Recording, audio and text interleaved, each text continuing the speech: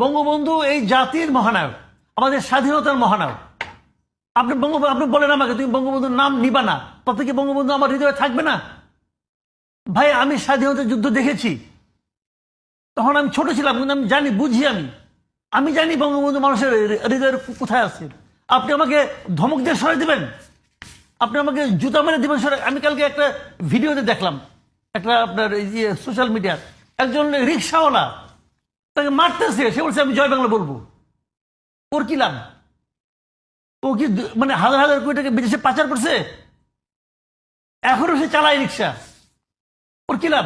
আরেকটা দেখলাম, এক ভদ্র মহিলা নেকাব পরা, তার সঙ্গে একটা হুজুর টাইপের লোক, সে বলতেছে আমি কোরআন খতম দিছি বঙ্গবন্ধুর জন্য। বঙ্গবন্ধুর জন্য। পাশের মহিলা থামানোর চেষ্টা করেছে, না ওর পাগল পাগল বলতেছে, সে বলে যাচ্ছে আমি দিচ্ছি। কেন? এগুলি কি এরা সবাই স্বৈরাচারের দোষর হয়ে গেল?